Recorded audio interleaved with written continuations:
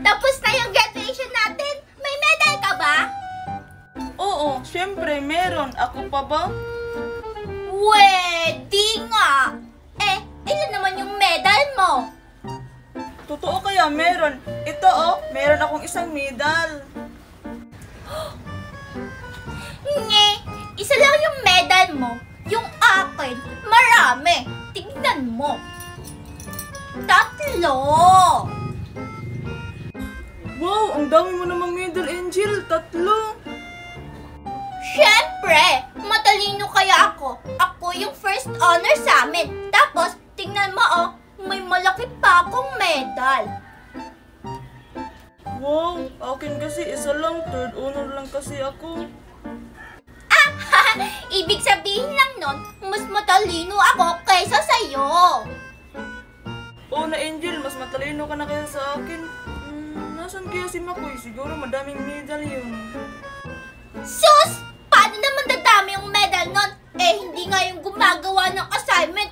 Tapos, palagi pa siyang absent. Pag may test kami, palagi yung perfect si Makoy. Kaso lang, palagi nga siyang absent. Aanhin mo naman yung perfect score kung absent ka palagi. Buti pa ako. Madami akong medal. Sabi ni teacher, sayang daw. First honor sana ako.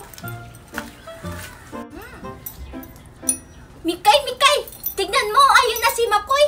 Itanong natin kung marami siyang medal. Oo nga. O sige, Angel. Makoy! Hi, Mikay! Hi, Angel!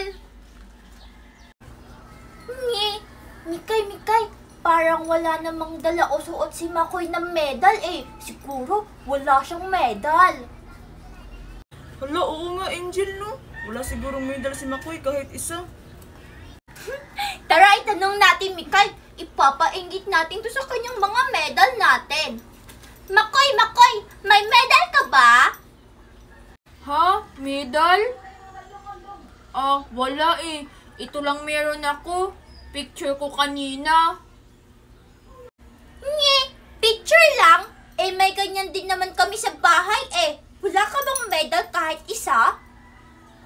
Oo nga, Makoy. Akala ko ba matalino ka? Ba't wala kang medal? Sabi ni teacher sa akin, first honor daw sana ako. Kaso nga lang, palagi akong uma-absent.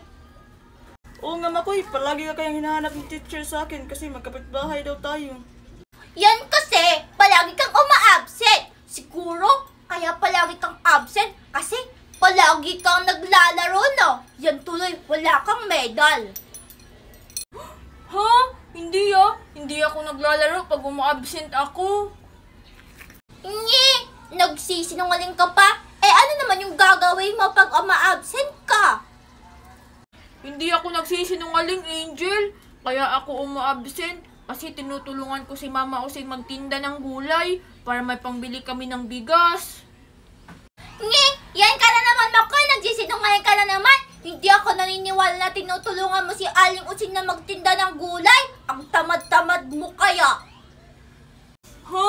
Hindi ako nagsisinungaling, Angel. Totoo yung sinasabi ko. Hindi naman kasi kami katulad mo na mayaman. Sus! Nagpapaawa-awa effect ka na naman dyan. Hindi ko naman kasalanan na mayaman kami, no? Tapos naiinggit ka. Ha? Hindi naman ako naiinggit sa'yo, Angel. Ang sabi ko lang naman, kailangan kong tulungan si Mama Osing, kaya ako uma-absent.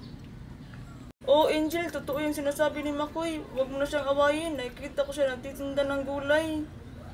Ha? Totoo pala yung sinasabi mo, Makoy. Kawawa ka naman pala. Sorry, hindi ko alam. Akala ko nagsisinungaling ka lang. Ba't mo ba kasi ako inaaway, Angel? Porkit wala akong medal, ginawa ko naman lahat para makapag-aral ng maayos. Hala, lagot ka, Angel. Pinaiyak ko si Makoy. Hala, wala lagot. Makoy, wag ka na umiyak. Kung gusto mo, sa'yo na lang tong medal ko, para hindi ka na malungkot. Talaga, Angel? Ibibigay mo sa akin yung medal mo? Oo, Makoy, para hindi ka na malungkot. Nakakaawa ka naman kasi wala kang medal. O, ito oh. Wow! Ang dami! Salamat, Angel! O sige, Angel, uuwi na ako. Ipapakita ko to kay Mama Using. Hala, Angel, ba't na binigay yung medal mo? Ha? Eh, bakit naman, Mikay? Hindi ba pwede yun? Eh, malungkot kasi si Makoy kasi wala siyang medal. Kaya binigay ko na lang yung medal ko sa kanya.